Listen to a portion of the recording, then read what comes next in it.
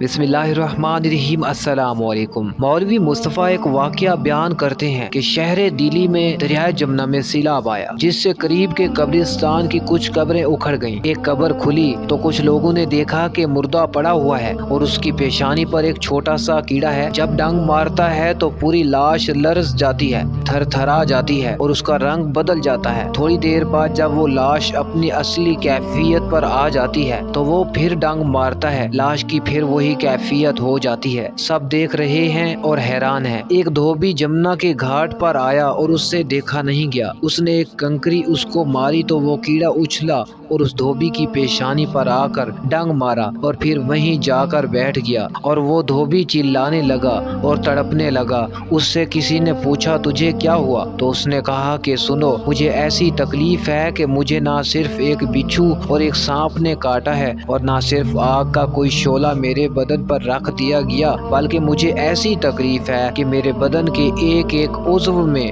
بلکہ ایک ایک بال میں ہزاروں لاکھوں بچھو اور آگ کی چنگاریاں بھر دی گئیں۔ چنانچہ وہ 3 دن تک یوں ہی تڑپتا رہا، پھر انتقال کر گیا۔ مولوی مصطفیٰ صاحب فرماتے تھے کہ میں سمجھ گیا کہ یہ اس دنیا کا کیڑا نہیں بلکہ برزخ کے عذاب کی شکل ہے۔ میں نے سوچا کہ صاحب قبر کے لیے دوسرا علاج ہے۔ قریب جا کر ہمت کر کے بیٹھا اور کچھ صورتیں یاسین شریف اور قل هو اللہ احد وغیرہ پڑھنا شروع کی۔ جب میں نے قرآن کریم کی تلاوت شروع کی تو وہ کیڑا چھوٹا ہونا شروع ہوا اور ہوتے ہوتے ذرا سا ہو کر ختم ہو گیا۔ جب ختم ہو گیا تو ہم لوگ بہت خوش ہوئے۔ اللہ تعالیٰ نے اس کو عذاب سے نجات دی۔ اس کا کفن برابر کر کے قبر بند کر دی گئی۔ اب اس سے گناہوں کی سزا کا اندازہ لگائیے۔ معلوم نہیں اس سے کون سا جرم ہوا ہوگا، خدا کے غضب کی کون سی شکل اس میں ہو، کچھ نہیں کہہ سکتے۔ اللہ پاک سب کو فکر آخرت نصیب فرمائے اور عذاب قبر سے محفوظ